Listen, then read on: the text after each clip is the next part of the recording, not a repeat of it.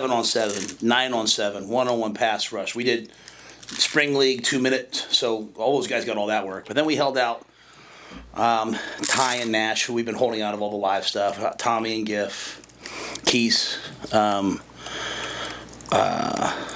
offense, I held out Ben Hart, Ben Scott, and Jamal Banks. Fidone got a little work. So the guys who have a ton of reps or something like that, to me, once you hit 1,000 reps, it's kind of like, let the young guys play. So, but for the most part, we had, everyone else I thought really competed. We came out of it pretty healthy, which was great. And for us, it's like a blood test. You send your blood off, they tell you how you're doing, and for us as coaches to see what we're doing well, for the players to see what they did well. A lot of good things came out of the scrimmage, but we did hold a couple guys. You think you'll have a similar plan for this Saturday's scrimmage and also next week as far as holding the veteran guys out, or what's your thought there? Yeah, I'm not going to scrimmage those 5 or 6 guys, 7 guys at any point. It's kind of how I've always done in my career. I learned it from Coach Paterno. Once you were like a 5th-year senior, just kind of, if you had been a multi-year starter, you didn't do a ton. We do more here team-wise, but I can't say specifically in the spring game because we might change that, but as it relates to this Saturday, I would assume we'd hold some of those guys. How do you see those QBs handle that Saturday scrimmage? I thought they were really good. It's a really hard defense to go against, and I thought we protected the ball well, which was the first thing, right? Like, we're on a mission to be in the positive territory on turnover margin. So I think there was only 1 turnover on the day, through a lot of reps. I thought they handled all the pressures. I thought they adjusted all the different things. But the biggest thing is, get into the stadium for the first time and I put crowd noise on, so you can't have coaches out there like, no, cut your split. Coaches are the worst, so they want to tell guys what to do. So I put crowd noise on so you couldn't hear from the sideline, and just wanted to test the guys and see what they do. And a lot of things to work on, but a lot of positive things. So I think we've made a lot of strides in a short amount of time. How do you kind of balance that in the spring, where obviously you're emphasizing protecting the ball, but defensively you also are trying to get turnovers and get the ball out too? I mean, how's that kind of push and pull work? Yeah, well, we just push it on both sides, and then the result. I don't get caught up in the result. To me, it's like I was laughing. What was great about the scrimmage for me on Saturday is normally you stand back there by yourself. I was back there. I made Nash. Nash had a clipboard out there. He was charting things for Terrence. I don't know what he was charting. I had Ty out there. I had Giff, and I was telling Giff, like, the hard thing as the head coach is when you create a turnover, you're fired up for the defense, you're angry at the offense, and vice versa. So rarely are you really happy in a scrimmage. You give up a big play, great job offense. What are we doing on defense? So really, it's just more about the process of it. Like, are we on defense? Are we attacking the ball? Are we punching at the ball? Are we, the quarterbacks weren't live, so that most of your turnovers come from the quarterback position. And then offensively, are we protecting the ball? And, the quarterbacks might not turn the ball over because they're not getting hit, but if they have one hand on the ball in the pocket, it's eventually going to be a problem. So I just try to stay very process-oriented and look at the tape. But, we're trying to push it on both ends because, we had 31 turnovers last year. That's obviously way, way, way too many. We only took the ball away 14 times, including on special teams once. So taking the ball away 13 times is not nearly enough. You look at most championship caliber teams, like they're in the 20s. So we're pushing it on both ends. Are you seeing a correlation between the guys who were the top performers during the winter in the mat drills and the guys who are having really good springs right now? I think they're independent. I think. I don't think anyone had a bad winter. So I'm pretty pleased with everyone. You try to have a great winter just to give you a chance in the spring. And then in the spring, you compete, you try to have a great spring just to give you a chance heading into the summer. Then you try to have a great summer just to give you a chance heading into fall camp. But at the end of the day, the best players will play, right? Now, we can't have anybody out there that won't do the standard, right? Won't do the things that we ask of them, but this team's great about that. They do everything we ask. I was really pleased with today. I know you guys want to talk about the scrimmage, but the Tuesday after the first scrimmage, half the team has influenza. When we were growing up, they called it the flu.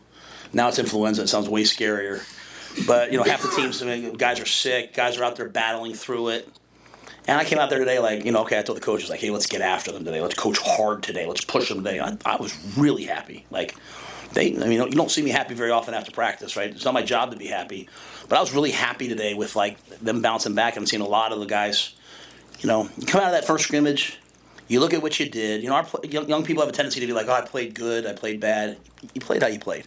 Some things were good, some things were bad. Just build off the good stuff, fix the bad stuff, and I saw a lot of growth today. So I'm pretty pleased right now, to be honest with you. Coach, the transfer portal opened yesterday across college football. I mean, with the 2 weeks of practice kind of going on right in the middle of all that, how do you manage that, and what are maybe any challenges that might present with that 15-day window kind of right in your final 2 weeks of spring? Yeah, I think if anybody on our team wants to go in the portal, it's open today.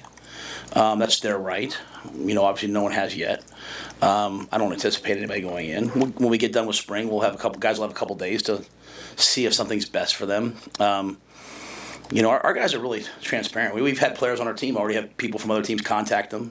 Come in, walk in, say, Coach, look at this. Show us a text message. Show us this.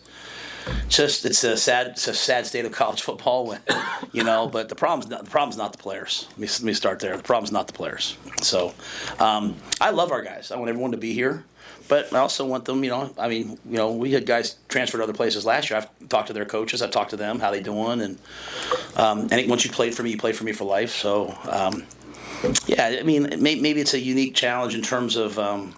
Some guys but we're pretty transparent with our guys. Like if they want to come talk to us, we're here to talk to them.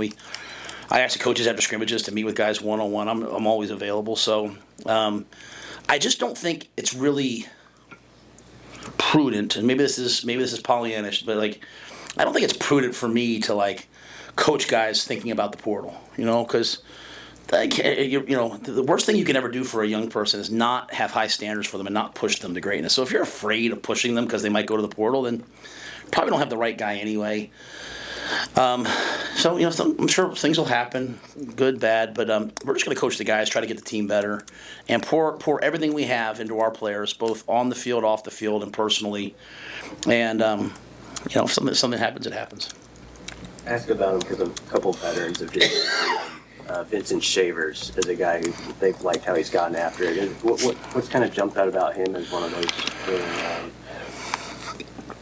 I hate talking about freshmen, but I certainly would never use a freshman's nickname, but they call him V9, and he plays football the way you want it played, So I say all that to say, I normally wouldn't want to say it, but he's earned the right to have someone talk about him. He flies around. I don't know if he's perfect yet. He's got a lot of probably work to do football-wise, but he loves to play the game. He's unbelievably grateful. There's no entitlement to him. He works hard. Everything from academics to community service to football, he puts his heart and soul into. He's a blessing to be around the building, and it's the type of kid you want to coach. Wide receiver-wise, Matt, how have you seen that group improve over the course of this spring season? Yeah, good and bad.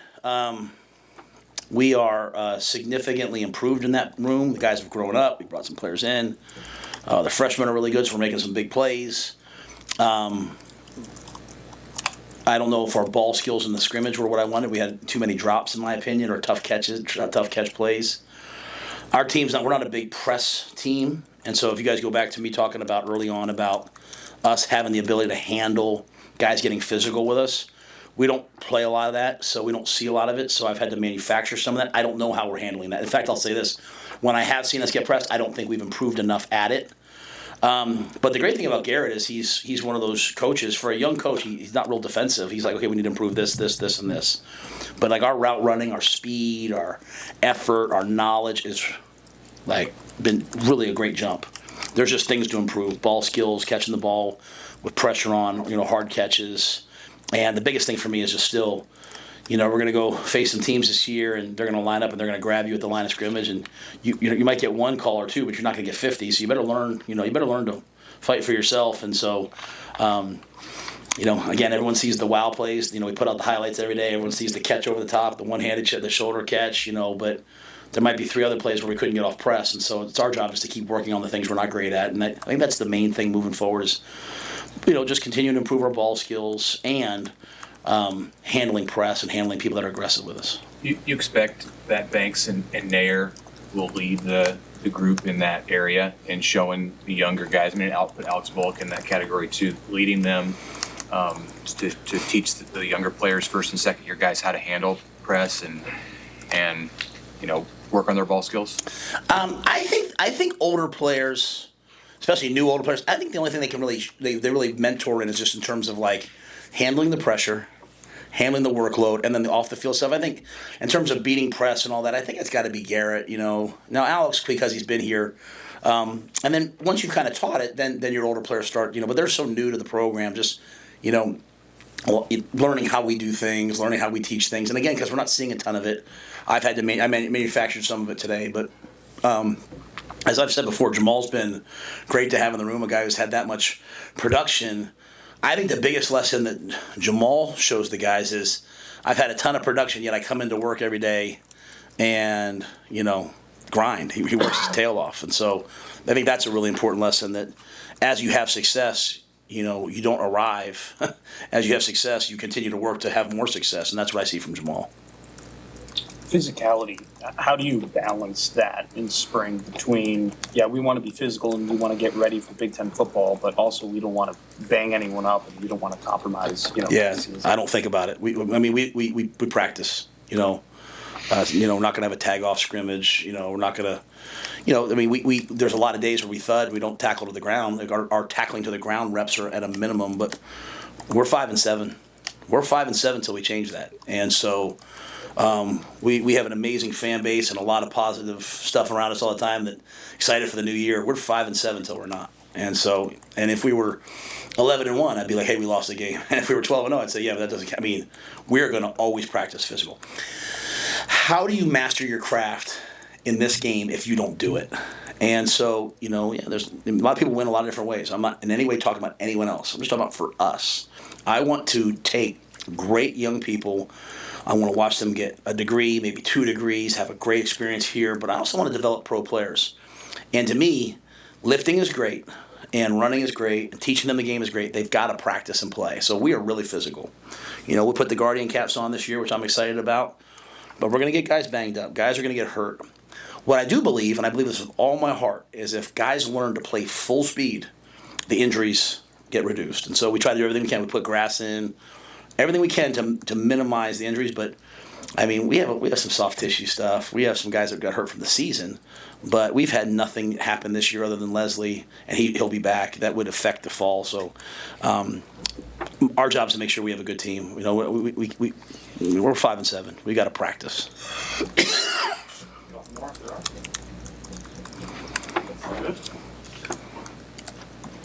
Thank you, guys. Thanks, Coach. They're saving up for Garrett.